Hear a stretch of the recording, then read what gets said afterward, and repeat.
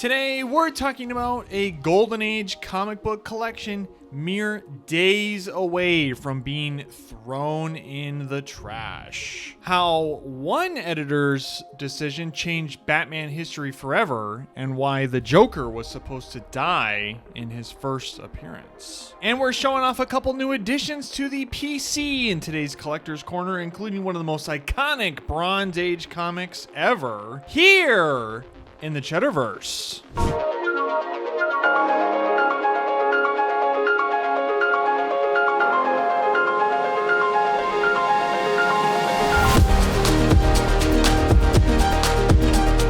Welcome in, it's CheddarVerse episode 14. We've made it into the teens. Oh my. Oh my. Thank you for joining. Thank you for being here. I am Chris here from Cheddar Comics. Follow me on Instagram at Cheddar_Comics for claim sales and sometimes some live sales and cool stuff all the time. And I'm here with the Alfred to my Batman, Mrs. Cheddar Comics. Yay.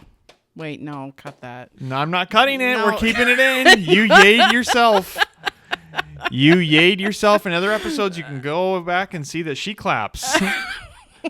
Do like monkey see, monkey do Uh-oh. kind of thing. Be sure to follow her, Mrs. Cheddar Comics, at Mrs. Cheddar_Comics on Instagram for most likely 99% chance of a Wonder Woman post. That's apparently what it's come to. Hey, I don't know why you're fighting it, why you go against the grain here and just not go into acceptance. I was talking about it with someone the other day, honestly, and Yeah. I was just like, I don't know what it is. I'm just like calling it all to myself, and it's just been constant. Yeah. I don't know what this flurry is. Well, because like it was always, of course, around for a while, but Sure. now since we, I think, started the podcast, it's been like it's just honing in more. honed in, Yeah, and sure. it's always coming for me. I have that. My X-Men years, I mean, it was just constant because That's it was true. my thing that I was the most excited about, and it was Yeah. just constant X-Men stuff. That's kind of subsided a little bit because I'm almost done with my Your X-Men run, and now it's Green Lantern all the time, and Right. you know, it's Green Lantern everything all the time, everywhere, and It's true. you know, so Yeah. It must be the same yeah, thing. ebbs Same and- exact ebbs thing. and flows, you Yeah, know? I guess so.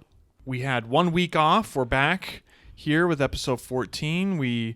I had to take a, let's call it a mental health and physical health break, and we went and Very much. rented a house for a couple nights on the lake, which was very nice. Yes. Kiddo Beautiful. had her first s'mores. Yeah. We befriended a neighborhood cat named Scout, and She had Yeah. her own little private beach. yeah, she had a little beach. She wanted to play in all day, which was great for me and Mrs. Cheddar. Yeah. She got to Just sip go over our- there. Yeah, you go over there. I'm going to sit over here. I'm my coffee all day. I'll watch you do your thing. It was great. It was very nourishing, very replenishing. We're back here. We're ready to get back in the saddle. Yes. And we have an exciting one today. There's some... I'm excited about each segment. There's good stuff. Because of the lake house, we'll talk about it, but we ended up going to a local comic book show, of course. Of course. It was there. We're like Same weekend. 2 hours away. You know, we're in Oshkosh. We're not. I'm like, and I get a Facebook ad, and I mean, we'll talk about it in Collector's Corner, but a Facebook ad push and it's like, oh, there's a comic show that day. Oh, we can't check in for 3 hours. Oh, what are we gonna do? Shit. Yeah, dang. I guess we'll have to go. But let's get into it today with a wonderful Tales from the Sales. This is Tales from the Sales. This week's Tales from the Sales is a good one, and I have been holding it all back, not telling Mrs. Cheddar anything, which is so hard for me. I really need to hear it in the show first, because then I can have good reactions. So I can't say anything about this one. It's true. So this is about the Golden Age collection here. We have some Golden Age Batmans. These Golden Age Batmans, if you're listening, we've got a couple here that have Joker covers. We have the Christmas cover. And if you haven't seen my Instagram post when this comes out, these were literally days away from being thrown in the trash. Like legit. Literally, they were going to be thrown away. Why? Exactly. So it's a great question. God. I have a Facebook ad running that I buy collections. I had a gentleman reach out to me. His name's Marv from Freeport, Illinois. It's about a 90-minute drive from here. And he sent me some photos that he had found some comics and he wants to sell them. Great. Let's see those pictures. Right away, the first pictures he sends me are of these Batman Joker covers. You know, it's like Batman 37, Batman 33, the Christmas cover, and a Detective 118 with a Joker card cover on it. I'm like, oh, yes, please. Enough said. When can I come? Yeah. And he's like, well, I looked some of them up and some of the prices are pretty crazy. And I was like, it all depends on condition. It all depends on, are they complete? Are the covers attached? Right. You know, how are they? Because he had mentioned one of the Supermans. It wasn't just, there was only 3 Batmans.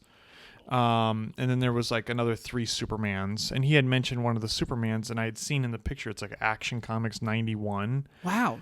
The bottom half is missing. Oh. And that was the one he was like, this one's worth a lot. I was like, the one you have is missing half the cover I can see from this picture. But either way, let me come down and see them in person, and you know, I'll give you you got good stuff here, and I'd be happy to take them off your hands. And drove down to Freeport. It was in a part of Illinois I'd never been. It was like west of Rockford, pretty much all farmland until you hit Freeport. Driving in, there was a old sign. I don't know if it was old or it was still there, but they had a miniature Wrigleyville Stadium. It was called like Little Cubs. Ugh. Come see the Little Wrigleyville. Ugh, gross. MLB stadium. It's like, okay, well, if I have time, maybe I'll go. I didn't. What? Why would you do that? So, I drove through there and went to Marv's, and he was an older gentleman, and he took me into his basement. That sounds weird. That sounds he really led me weird. into his basement alone. That sounds weird. I followed him by myself into his basement, and Any way you spin it, it sounds fucked. the comics are down here. Okay, let's go. So I go down to his basement, and the first part's kind of unfinished, and it hooks around, and you hook around, and Marv's got this great, huge vinyl collection. So Marv is actually not a comic book person at all. Oh. He is a 50s and 60s rock and roll LP vinyl collector. Badass. So he has this sweet little man cave down in his basement. Yeah. And he's got shelves and shelves of sleeved vinyl records. He really liked the 50s and the 60s. Mm. So he had all of these. He had Fender guitars on the wall. He had vinyls, like LPs on the ceiling, you know, Elvis clocks, Beatles merchandise. Figures, yeah. You know, he had all the different sizes, you know, the 45s, the big full LPs. Wow. His walls had, you know, Beatles and Elvis and Billie Holiday and, you know, all that stuff. Marv sounds like a cool dude. Marv was very cool. I really liked Marv a lot, yeah. Honestly. He had a table there with the comics, and, you know, I was like, tell me about this room. Yeah. You know, even though it's not comics, I want to hear, you know, anybody that's a collector of anything, I want to hear, you know, how did you get into this? Where did you get all this stuff? Sure, because there's so much relatability there. If it's not, it's the same thing. It's not, maybe it's not exactly comics, but the collecting and the hobby and, you know, how he got into it. And he was just a nice old man, wanted to tell me all about it. And for a lot of people, and we learned this from watching American Pickers, you know, years ago. Oh, sure. Is that's what they were really good at, was relating to that person through their love of the hobby or whatever they collected, whether it was cars or shirts or oil cans or whatever. They were just really good at talking to them about it, which warms people up. You get a little more personable. They get a feeling for you. Yep. You know, I'm not just here to rob you. Right. You know, I'm a human. I want to hear about your It humanity. like melts away the cold. Exactly. Yeah. And he Breaks was, the ice, and whatever. he was really nice to just talk. I literally talked to him for 45 minutes down there Oh, nice. before we even got to the comics. Oh, that's cool. You know, just hearing his stories. So, he had great stuff too. And he, like, something that you and I would like, you know, he had some Beatles, because you and I, Mrs. Cheddar and I, when we first got together in college, we were big Beatles fans. Mm-hmm. Not that we still are, but it's not like I put on Rubber Soul. No. You know, now. No. But in college, we were big Beatles heads, Yeah. right? And we had a lot of friends that were all into the Beatles, and we collected the Absolutely. vinyls and stuff. Yep. He had, what's the one Beatles rare vinyl you want to have? The Baby Butcher cover? He had that one. Yeah, he had that one. If you don't know, it's a famous Beatles album where it's like they're in like butcher outfits and they have like pieces of like baby doll around them. They thought that was a good idea and they took it off. And Yeah. he had that on the wall. That's crazy. Yeah. Oh, so he was like real deep. Oh yeah, Oh, he had cool. very rare pressings. Oh, he had sweet. So he liked, you know, Elvis, he liked Buddy Holly, he Okay. liked, I mean, the people he was telling me, you know, Yeah. I had never heard of a lot of them. Sure. He'd pull out, you know, he'd go to one of his shelves and and this one was one of the rare, this one was only a 600 pressing before they took it off. And, Wow. you know, he was just showing me all that cool stuff, which was super cool, That's rad. you know. So Marv goes to, you know, garage sales, estate sales, flea markets. I was going to say. He's that kind of guy. Okay. So Marv was at a garage sale Okay. about a week or two before I saw him.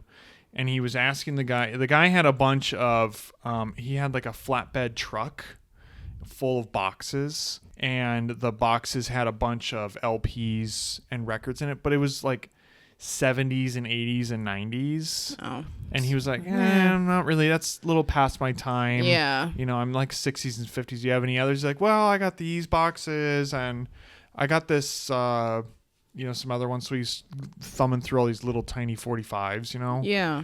And he didn't really find anything. And the guy was like, well, what about, you know, do you like comics at all? Do you know anything about that? And Marv's like, I don't know anything about that. Oh. And he was like, well, I got these 3 boxes. And if you don't take them, I'm going to throw them away because they're trash. Oh my God. So the garage sale guy, whoever he was, his dad had just passed away. And it's a house clean out. He's like, I just got to get, I'm tired of cleaning out my dad's house. These were my dad's comics from the time. Oh, cool. That's all he knew. Oh, that's That's cool. all that Marv got from this guy. Okay. That these were this guy's dad's comics Stuff. and all of his stuff. Right. And that guy saw this stuff and said, this is garbage. So Marv looked through them and he was like, well, how much do you want for the comics? And the guy was like, give me $20.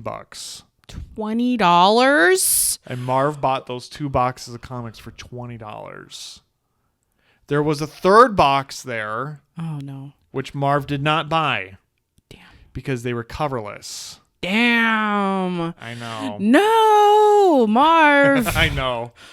Oh. There was 3 boxes. He bought the 2 with covers. There's some coverless in there, but not really. And the third one was all coverless, and he said, I didn't want that. Damn it. And I sold one of the coverless Batmans Yeah. for $60 out of this collection. That's right. You know, so who knows what was in the third box. Let's not didn't- think about that. Exactly. So Marv paid that guy $20, $20. and he got all the comics. Holy shit. Yes. I was like, wow, well, I'll be honest with you, you know, and I was like, you did some research and, you know, the best things you have are these 2 Joker covers and the rest of it was, you know, the best stuff was the 3 Batmans I have here. You know, there's 2 Joker covers. I mean, one's a Dick Sprang Joker cover. I mean, and one is gorgeous. These 2 Jokers are going to CGC. Remind me to talk about that at the end. Okay. Those are going to CGC to get slabbed. There was a Superman 43. There was that action, you know, that was missing half of it. There was a lot of Captain Marvel Shazam. Yeah. Those were cool. A good run of those Yeah. double-digit ones. There was a lot of Carl Barks, Donald Duck, You had that controversial one. Is it controversial? Oh, the gun, yeah. the duckbill. Yeah, cover. that one. Yeah. There was that one. Captain Midnight. There was the Thrilling Comics, which was a Alex Schomburg cover. There was a LB Cole cover, very rare one shot called Thrilling Comics. And there was a lot of Gene Autry, Roy Rogers, and then just a lot of cartoons. A Buzzy, a Super Ducks. It was mostly 1945. And I saw stuff all the way to the early to mid 50s. Wow. This is our third Golden Age collection in 6 months. And this one didn't have horror, but they all have the same thing. That there's no, it's a little bit of everything. These kids in the 40s and 50s. That makes sense. It's a little superhero, a little cartoon, a little Western, depending on what you had and access to or whatever. Right. The nicest stuff in the collection, thank God, it was the opposite of every other collection. The nicest stuff in this collection were the Batmans. Oh, good. They were the nicest conditions. They were sandwiched. However, luck prevailed. Yeah. That these sat there for however long in these boxes for 70 years. Yep. And were days away from being thrown away, because I asked Marv, I was like, oh, you didn't buy that third box. Is that guy, could we go back to him? And he's like, I drove by a couple days later and he was gone. So whatever didn't sell got thrown away. So just let me thank Marv that he rescued these comics. That's how I see it. He rescued history here, buying those comics and saving them from the trash. And I cannot believe that the year today is 2026. 2026, people are still thinking this is trash, throw them away. Yep. If 30, 40 years of film and movies at the minimum to hit the general public. And that guy still thought this is just trash, get rid of them. Unfathomable thought to me, honestly. When I posted these on Instagram, and that was so many people were shocked that was, as it was to me when he told me that. Yeah. I couldn't believe that was, I thought that was 50s, 60s, 70s. Wow. That someone today thought that. Yes. Like a Batman. That's trash. Superman. I mean, it's garbage. Maybe if you looked at it and it was something you didn't know, but who knows? Everyone can't know everything. Oh, sure, but everybody knows fucking Batman. You would think.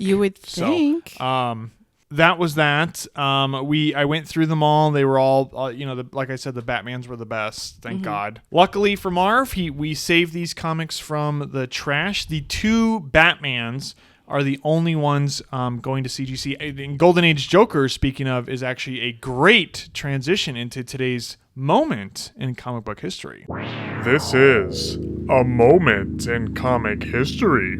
Did you know that the Joker was supposed to die in his first appearance? And if he did, we wouldn't have Batman's Rogues Gallery? Today that sounds crazy, as the Joker is arguably the most famous villain in comic book history. But when he debuted in Batman #1 back in 1940, the plan was actually to kill him off immediately. Bob Kane, Bill Finger, and Jerry Robinson co-created the character as a one-off villain, with a definitive death planned for the end of the story, with him being stabbed in the heart. Batman's co-creator, Bill Finger, thought that he should die in the first issue of Batman #1. Finger believed reoccurring villains were actually a bad idea. Why?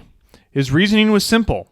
If Batman keeps fighting the same criminal over and over again, doesn't that make Batman bad at his job? Why can't he stop this guy? And why can't he protect Gotham? However, DC Comics editor Whitney Ellsworth intervened and insisted that the Joker survive, arguing that the character had potential for reoccurring appearances. So at the last minute, a panel was added showing that the Joker was still alive and in jail. And that one tiny decision changed comic book history, because the Joker didn't just come back once. He became Batman's most frequent villains, appearing in 9 of the first 12 issues of the Batman title, and cementing himself as Batman's main antagonist. And what is funny is that Bill Finger was worried reoccurring villains would hurt Batman, and instead, the reoccurring villains became one of Batman's greatest strengths. Imagine a world not getting to witness the greatest rivalry in comics, decades-long battles between good and evil, between Batman and the Joker. And not only the Joker, but imagine if Bill Finger had gotten his way and went the direction with Batman having no reoccurring villains at all, and we would have been robbed of the greatest rogues gallery in comics. And for a moment, we almost never got to see Catwoman, Two-Face, the Riddler, Penguin, ever again. Thankfully, a DC editor stepped in, and not only did we get to see the Joker for decades to come, but Batman's entire rogues gallery that would entertain readers for generations. And that's today's moment in comic book history. Wow. Wait, Oh my what do you think of that one? Mind blown. Really? Yeah. You didn't know that? No, of course not. It never would have crossed my mind to kill the Joker and never see him again. Yeah. You know, thank goodness for that DC editor. Yes. Saying like, no, dude, like this is too good, or whatever he said. Yep. Like he's a good one. Yes. Keep him.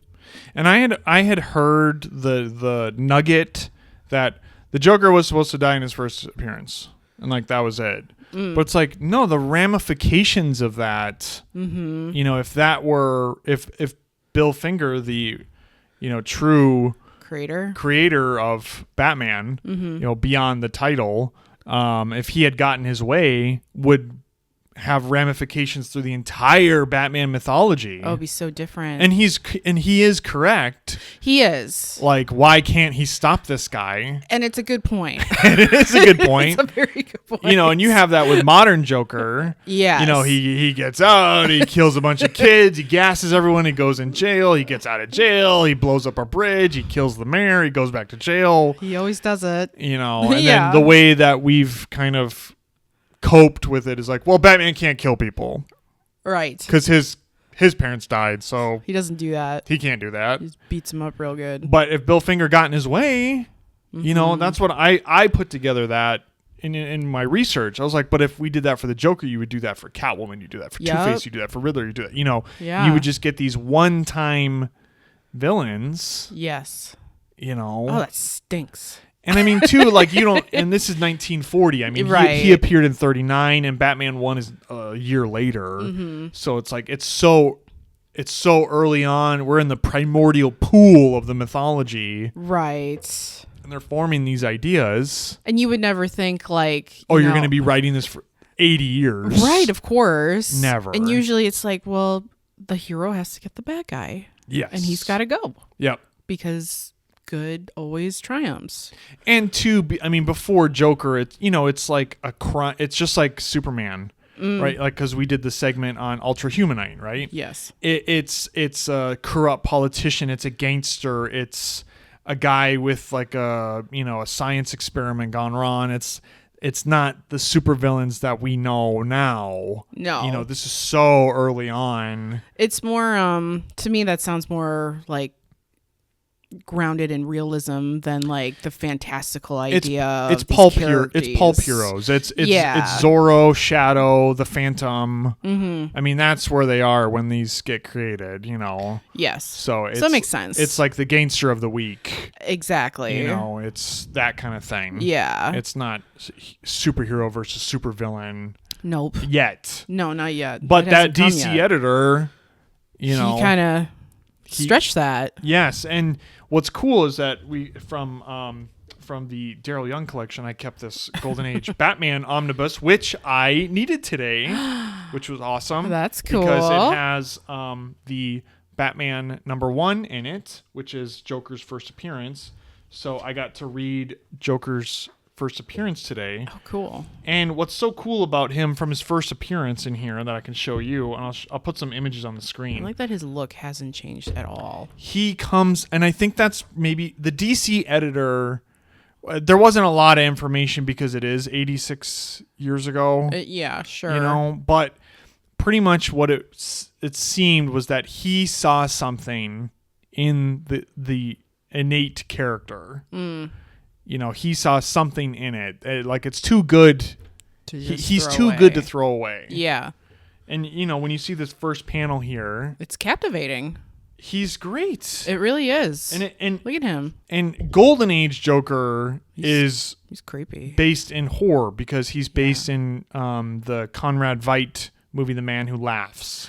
Oh, right. Remember that picture? Yes, That's who the character's based, the look is based off of. Here he is, first page, he kills a guy with laughing gas. He's got his card, his calling card, his look, everything. Yep. And he's also a total badass, and he fights Batman, and he actually kind of kicks his ass. Like fists? Yeah, he punches him right here. Oh, wow. He drives his car off.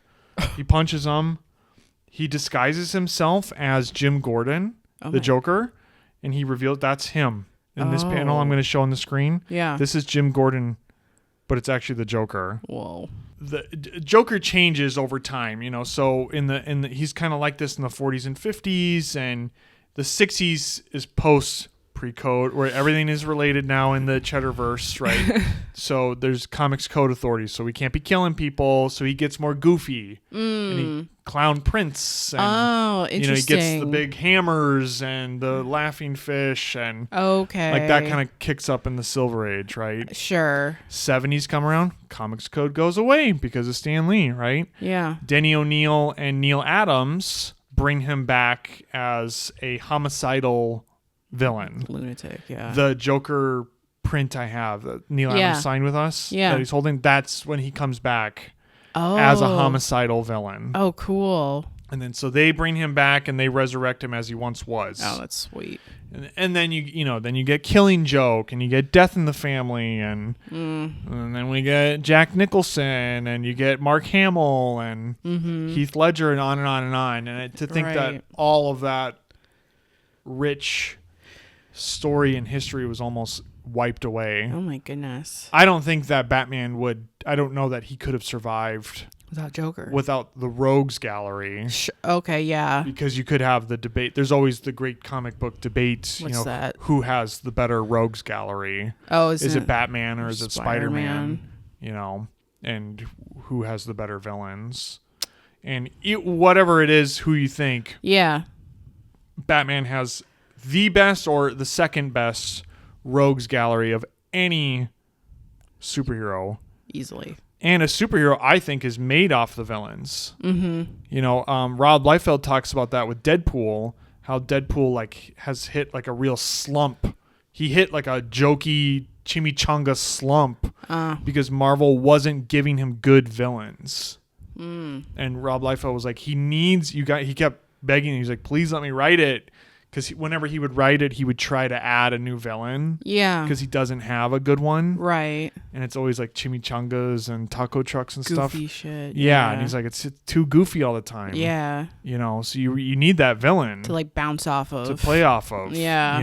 The hero's only as good as the villain's plan. True. The villain's plan is what sets the hero off on their journey. Right. It's true. Read Batman Hush if you want to see... that kind of a thing. Batman Hush's story is crazy all the way through. You want to have the Rogues Gallery debate, I can see in your eyes. Oh. You're like, wait, go back to that. Is Spider-Man or Batman better? Well, I thought about it quickly, and it's just like... Who do you think? It's hard. You know what? Let's not say...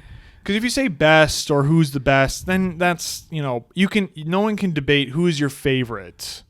You know what I mean? It's personal taste. So it's Batman. Batman's Rogues Gallery? Yeah, it's always been Batman. Yeah. I only started liking Spider-Man because of you. You say that every episode. Well, it's true. Blank, blank, blank because of you. Well, you have a great influence in my life then, don't you? Yes. You've always brought more color to my life, so that's very sweet. It makes sense. Of course, it's Spider-Man. Well, Spider-Man, you can't throw... Greatest hero you can't throw his Rogues Gallery away. No, of course not. Green Goblin, Lizard... Yeah. Craven, Dr. Octopus, Mysterio. Yep. Venom, Hobgoblin, Carnage. Yeah. Wow. Yeah. But for you, it'd be you're more of a Batman girl anyways. I grew up with Batman. Yeah. You love Batman Returns is your favorite. It's my favorite. And I love all the Rogues characters. Exactly. It's not even a debate for you. And so, yeah, it's really not. Yeah. So, but that's just personal taste, It's hard to beat. I mean, the ones we didn't mention, Poison Ivy, Man Bat. I love Man Bat. I know nobody else does. Raja Ghul. Oh, Raja Ghul, of course. Oh, my God. Riddler, I guess. Yeah. What do you mean you guess? He's there. Oh, Scarecrow. Scarecrow. He's awesome. Wow. Yeah. Mr. Freeze. Mr. Freeze. Clayface. Yeah. I mean, I'd probably pick Batman too. Yeah. There's Penguin, just a richer, because different people created them over the decades, whereas like Spider-Man's are kind of all Stan Lee's and Ditko's. I mean, they pretty much created all of them in those first 30 issues. I think for me, what goes into Batman's Rogue Gallery is that I like the psychological backstories that they have. Yeah. Because they're usually dark characters, and I just gravitate towards that more and find it more interesting than with Spider-Man's villains, who are usually scientists who, don't take that, Yeah. Okay. Experiment gone wrong. Yeah. And you got Batman's psychological traumatized characters who feel a lot of emotion, and we're maybe like I think it's like Catwoman, she was like a good person, and then it got turned, it's just, there's just more depth for me. I think Batman has had more benefit of having the longevity of the 80 plus years, and he's been lucky to have so many great writers add to the mythology, like Mr. Freeze. His greatest stories are in the Batman animated series. From Paul Dini and Bruce Timm. Didn't that his story win a Pulitzer? Or no, a big award though. Yeah, I forgot what it was. Yeah, but Yeah. Whoa. So I think he has the benefit of having a lot of amazing writers over the years, getting, Alan Moore doing The Killing Joke, and Neil Adams and Denny O'Neil touching Two-Face and Joker, and there's just so many, because mythology, like I've said this in other episodes, to me mythology is in the middle of everyone. Batman mythology is in the middle, and everyone kind of just throws in a few things here and a few things there and adds to it as a whole. And I think that his Rogues Gallery's been added to a lot over the years, and absolutely has gotten a lot of benefit from that. I agree. This is Collector's Corner with Mr. and Mrs. Cheddar. So this is Collector's Corner with Mr. and Mrs. Cheddar, our new segment here. I think it's our third one we're trying out. Yes. People like it, which is nice. That is nice. Has some relatability, because everyone, you're not listening unless you're a collector, or watching unless you're a collector of something. Absolutely. So we went up to... both of our stuff this week came from the same place. Like I said in the beginning of the episode, we went to Oshkosh for the weekend. We went and rented a lake house for a couple days. We got into town way too early. Yeah. The check-in for this Verbo Airbnb was 4:00. So very late. Very late check-in. I don't like that. Yeah. Well, you paid a lot of money too, and you kind of lose an hour. Yeah, you're getting to be there. Be at a hotel at 3. Yeah, but they got a lot to clean and I guess scrub and everything. So I found this comic show in town. It's called QuadCon. If you're in the Midwest, you've probably been to a QuadCon in your town. It's pretty much to me, it's a traveling circus. They go to every town every weekend, and I normally don't. We never go to them. No, I mean, I just never go to them. I think they're shit. Wow. Okay, let's. The Madison one that we have been to, we've never had good luck. Yeah. So that's probably why you think that. That's all I have in my head. Why would we go? Why would we drive to the Peoria QuadCon or whatever? Right. If the one here isn't good, that one can't friend be good. of the CheddarVerse, Daryl Young, does the art for them. They're does he? Yeah. I thought I saw a flyer. Friend of the CheddarVerse. That's cool. Yeah, he did that. And when we walked in, they had little flyers, and it was Daryl's art. Oh, okay. That's what I thought. Which was sweet. That's cool. So yeah, we normally don't go, and I was like, well, we don't have anything else to do. No. So let's just go. And I was on the hunt for I'm rock hard. That's not the right word. I am rigid. I am full of juice for one book, and it is. I'm going after my Green Lantern 1 through 100, the Silver Age run. I'm before we went there, I needed I think like 5 issues, but I really am just looking for number 1. Right. Because it doesn't come up that often. Yeah. You know, and I've asked friend, hey, at last on Instagram, I messaged, hey, do you have this? Oh no, I don't have one right now. Other people, consigners, I'm hitting up. I can't find it. Right. I can find it if I want to just pay whatever anyone wants, which who's going to do that? No, you know, you want to find an equilibrium of a decent grade for a good price. Yeah. Not just any book ever. Screw that. No. So that's what I went in there looking for. That was my number one thing. We went to the first booth. They had one on the wall, and it was only $300. Right. I was like, whoa, let me see that Green Lantern 1. He's like, okay, and I get it. Cover detached and split. So it wasn't only detached, it was split. And I was like, man. It's like, technically it's a book. Yeah, technically it's a book you want. I'm like, I don't know. And for me, for my personal taste, I've done that before, and I'll just get it to have it. What do? You just end up wanting to get a better copy. I mean, It's just so low grade. I don't mind low grade, but there's certain things that I don't like. Yeah. Cover detached, split spines. That's a big no-no for me.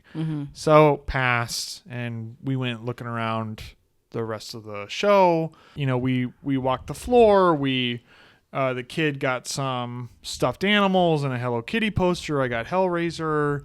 I bought another book that I'll save for another episode in case I need it. But the big one I went to so I went back to the big wall. There was like one guy with like a huge wall of keys. Yeah, he did have the biggest one.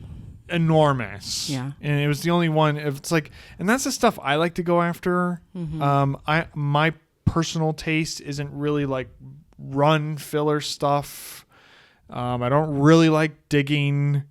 I like getting the big stuff that is a good deal and I don't always see, or, you know, not something that I can get in a collection and keep for myself. And I've never gotten any. I've only gotten a handful of House of Secrets over the years in collections. Yes. You know what I mean? And it's never a House of Secrets 92 pickup. First appearance of Swamp Thing. This is directly because of the CheddarVerse. We're eating our own universe now. I love it. Because last week's episode was the Swamp Thing Man-Thing episode. Yep. And it started a Swamp Thing fever in this house. It did. And we watched Return of the Swamp Thing. Which you loved. I love that movie. It was so fun. It was total dog shit, and it was an absolute blast.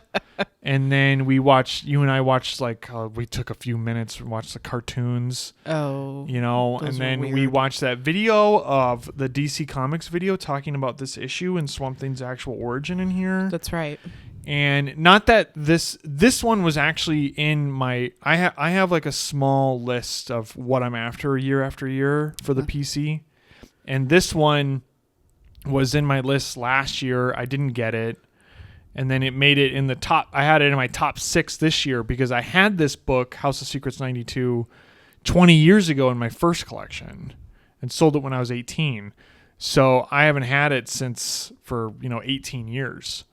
And the guy on the wall, he had one, and it wasn't a bad price. No, that was the starting price. Yeah. You know, and I made him an offer. He countered, and I said, "Yeah, that sounds great." Yep. It's in my top 6. So, and I've got Swamp Thing fever right now. We just had the Swamp Thing episode. You know, it's one of my favorite covers. I mean, mine too. Easily. One of the best. When I first got introduced to comics, this was one of the ones that I was pulled towards because I really love the artwork. And you know what I like about this, the copy that I have in my hand, it's maybe like a 340 somewhere in there, But what I like about this issue for me is that I kind of like the wear on it. Because I think the wear kind of adds to the gothic look of it all. It does. And not everyone has that. I was also looking at a first Kingpin at that guy's booth because that's in another one in my top 6. But that one, it's like, man, when you get stuff wrong with that cover, it's got that classic Ramita red cover, and it had some like water spots on it. I was like, it just really messes it up. And this one, I like it. It looks natural. It does. You know, it looks like it's like they put it on there. Yeah, honestly. like it's supposed to look like that. Yeah. So, and Swamp Thing's just the best, and you know, I've always loved Swamp Thing, and I've been after, like I said, that book for 2 years. Yes. Waiting for one, and it's never come in. And this one was right place, right time. Yeah. I couldn't get my Green Lantern one, so I said, "Miss Chair, what do you think about this one?" And it was immediate yes. Immediate yes. Well, I thought it was a really good price, to be honest. It was a good price. Yeah, like for once, because they're very high. That booth is always high. Yeah, so and for some reason this one was a little it was under to begin with. Yes. Let alone after the discount. So I think a little, you know, I got lucky. You have good luck, so I was like, oh, this is some luck shining through right now, so you should absolutely buy it. Definitely. And I know, like, you tried buying it last year. Yeah. But I think there was like water damage, and we passed on it. So, and it's a great. Here it is. I've been looking at it all week, and I just I love looking up at my wall and seeing it up there. I mean, it's just it. And Key Collector has it like top 100 Bronze Age books. Does it? Yeah. Well, sure. Of course. Yeah, of you course. know, for Swamp Thing. I think if you went off just covers, like Bronze Age covers, it's got to be top 10. I mean, like Giant Size X-Men, Hulk 181. Bernie Wrightson? Yeah, Bernie Wrightson cover. And the origin on the inside is amazing. I mean, we watched that, and I looked through it and read it again, and tragic, you know. So tragic, but beautiful. Yeah, but gorgeous. Very gothic. Very gothic story. He doesn't really become the green thing, with the swamp until way later. It's definitely more of a gothic monster story. Tragic love story. A tragic love story, too. Yes. Yes. So I couldn't believe I snagged that, and you know, thank you. Thank you. Yeah, here's your money. Bye. Bye. And then he was talking to the guy that runs the booth, who I've known over the years, and he was talking to me something. He's like, "Oh yeah, like something about like he mentioned like Man Thing." I was like, "Well, actually." Oh. And I got to be that guy. I was like, I just did a full video on Man Thing, Swamp Thing, and those guys were actually roommates when they both created Man Thing and Swamp Thing. He's like, really? Are you serious? I was like, yeah, Jerry Conway and Len Wein were roommates. And they both said they never saw each other's work. I was like, wow, I had no idea. I'm like, gosh, it's crazy. Watch the video. You should watch Return of the Swamp Thing. It's a great movie. Oh boy, we're giving out recommendations, hey, for that one. But then we were walking around town, downtown Oshkosh. We had some time to kill because of this 4:00 check-in. Yeah, we're like, we'll go to the comic book store. We'll go here, and there was a vintage store that I had seen online, and it just happened to be right next door to like the game store and the comic book store. I was like, what are the chances of that? That's right, because we went down there because I wanted to check out this video game store. Right. Because I'm looking for a Spawn Super Nintendo game. Okay. Which I did not find. No. But then, right next door was a vintage clothes store. Yeah, vintage clothes store. It's full retail, which I never really enjoy going to because I don't know. I like deals. Well, sure. And I was so used to bin hunting for vintage clothes that I just got too used to that. I got spoiled. So, but I went in anyways, and I really liked the vibe in there. So I was just looking around, and I was just like, it sounds pretty boring, but I needed a new hat. And I was about to leave, and then I was like, wait, I didn't look at this side where they had like a row of hats. Yeah. And there it was, sitting there, was this trucker hat with a Wonder Woman patch on it. And I was like, are you fucking kidding me? Yeah. Everywhere you go now. I'm like, what are the chances of and honestly, it was a red hat. It's a red hat sitting in a sea of black hats. It was so weird. So I looked at the price. It was $20. And I was like, yep. And it was 20% off. So I was like, hell yeah. And the guy told me, he's like, yeah, I can't believe this Supergirl hat's still sitting there. And I was like, okay, just let it go. I'm like, just give me that. We don't have to correct I don't need to do that. Just give me that and I'm gonna get out of here. He's a super nice guy, but still. That's funny. So, to me at first, because I straight up thought that this was a bootleg. Yeah. Because of the how it looks. I mean, it's kind of a rough looking one. Yeah, and I told you that I didn't think it was a bootleg because they stitched in DC. Exactly, and you were correct. I was like, no bootlegger is going to put their trademark, the company's trademark on it. No, definitely not. Yeah. So what I learned was that, in 1976, DC did like a little rebranding, and they added after the C. This little C, the copyright, they added the DC to it. So, and then based off of like, the paper tag and then the single snapback back here, I could basically gauge the age between 1978 to 1983. Okay. And it is a official merch from that time because DC was putting patches on specifically trucker hats because there was a trucker hat boom in the 70s and early 80s. Yes, I can see it now. So I can see the cigarette holders exactly, in the cars. Exactly. So, and what during my research, it was like DC just like, this is like Bronze Age, like artwork, in-house artwork that they just pushed out during that time.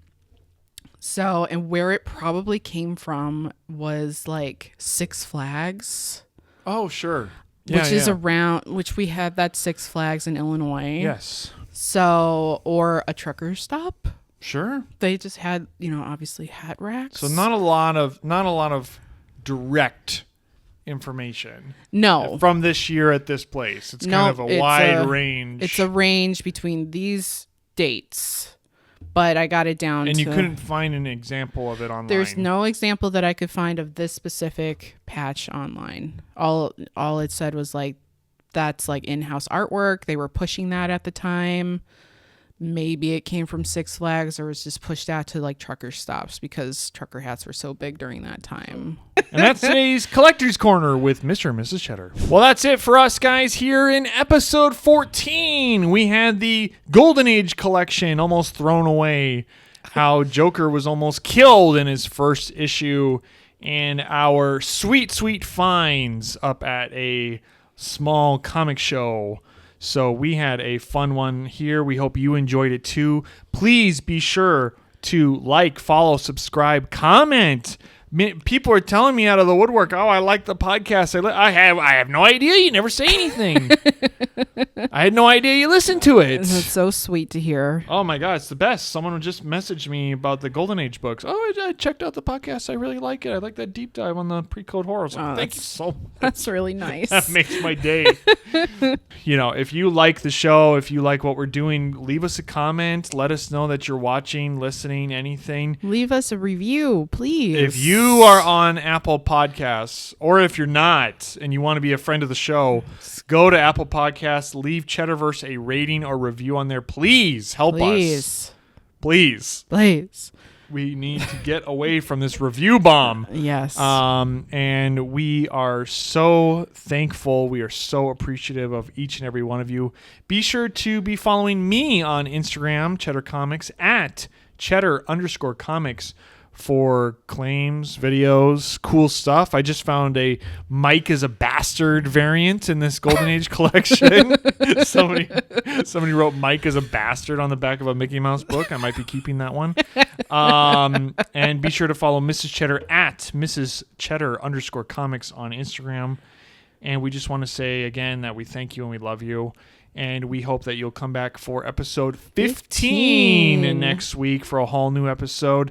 Same Cheddar time, same Cheddar channel. Thanks, guys. Bye. This has been a Cheddar Comics podcast. Tune in next week for another episode.